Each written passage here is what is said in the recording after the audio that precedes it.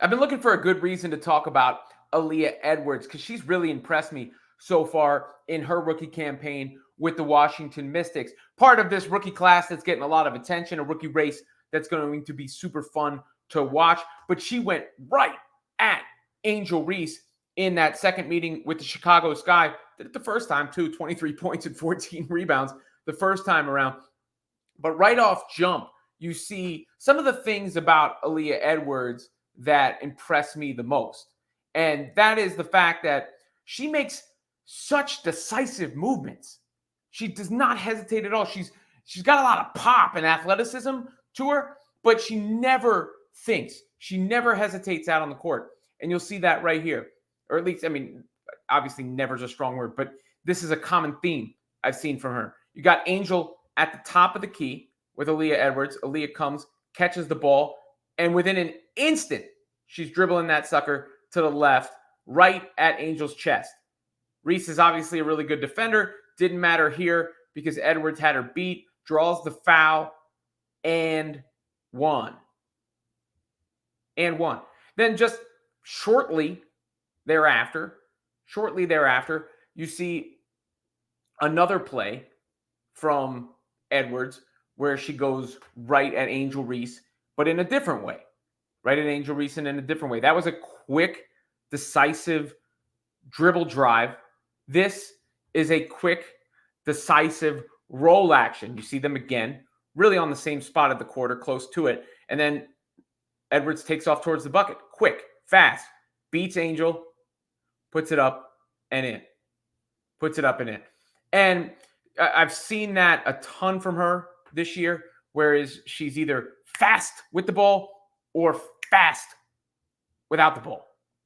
But it's not even just that she's capable of doing, of course, either. She's already got some of the refined skills, which you'll see on this play. I think she'll get even better in these kind of areas, but she can do it already. It's not something she's going to have to learn from scratch, and that's just a face-up jump shot. She was involved in a screening action at the beginning of this play, but then floats and finds the right spot on the court. Ball's going to get kicked back out to her. She steps up, no hesitation once again, rises up into the jumper, and sinks it. And she really got the best of Reese early. Reese wound up coming back in the game, playing a little bit better as it went along. Finished with another double-double. I think that's 5 straight double-doubles for Angel, which is impressive. Her shooting numbers came back down to earth a little bit, just 3 of 10 in this one. Edwards wound up fouling out, but not before she had 16 points or so. Aaliyah Edwards is going to need to increase her overall totals. She started behind the 8 ball a little bit when it came to minutes and overall opportunities. She didn't even have that many opportunities in the second half of that game. But she did have 16 points, 9 rebounds, 3 blocks, and was 6 of 7 from the floor. So as her overall totals come up, you'll start hearing her mentioned more and more in this Rookie of the Year race. Of course, Angel's going to face Caitlin Clark next. Did you know those two have a history? Have you heard that? But what's fascinating about that isn't even just how people are going to use it to determine the Rookie of the Year race one way or another, how they feel about it on a Sunday afternoon, Father's Day. They'll be arguing Angel or Caitlin based on who wins or loses that game. But it's not just that. It's the fact that the Sky are struggling a bit. Chicago is struggling a little bit. And for all the talk about the Indiana Fever and where they are on this season, well, Chicago has the same number of wins as Indiana. They're currently sitting at the 8th spot. A lot of teams make the playoffs in the WNBA. But obviously with the same number of wins, there ain't that much of a difference between those two squads, which you wouldn't notice from all the noise.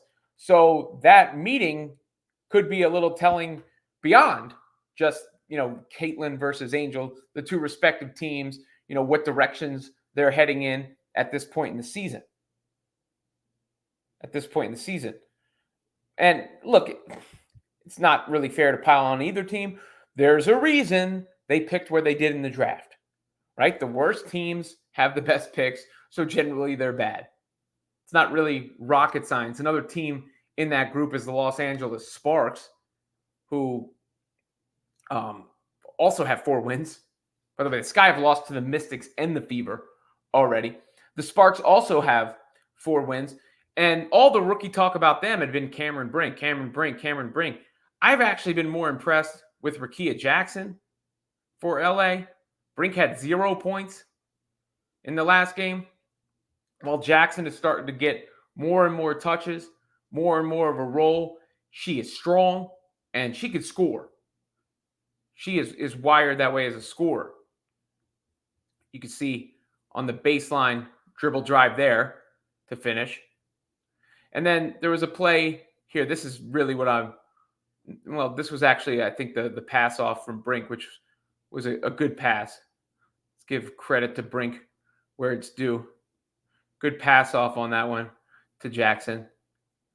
Let me find the little pull up. That's the play I wanted to show, because to me that's indicative of what Rickea Jackson does, or could really do really well to make it just tough to deal with.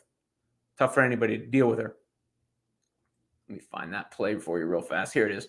So Rickea Jackson in this highlight package. That's the Brink play right there. Here she is again. You see her on the drive to the left. Gets right to that spot. Pulls up. Cash. And then another play here. She's in the lane. Going up strong in the lane, which, that's what she can do. She can score. Maybe we'll be calling it the Rickea class at the end of the season. Who knows? And maybe we're focusing a little bit too much on the rookie class, simply because there are probably a lot of new fans to the WNBA who came along this year, and therefore they're following the players that they watched in the draft. The draft had as many viewers as the last 6 WNBA drafts combined. So, of course, people are going to be familiar with Cardoso and Reese on the Sky, Brink and Jackson on the Sparks. Hopefully now, Aaliyah Edwards on the Mystics. And I've seen people talk about the Mystics being bad enough where Edwards could be reunited with Paige Beckers, a UConn reunion. And then there's the other rookie, what's her name? Oh, Clark. I don't know, I don't know if she's been talked about enough by me or anybody else. You guys can decide. Nevertheless, I wanted to give Aaliyah Edwards some shine. Rickea Jackson as well, but Aaliyah Edwards saw that opportunity to go right at Angel Reese and did so to put her name on the map with this WNBA rookie class.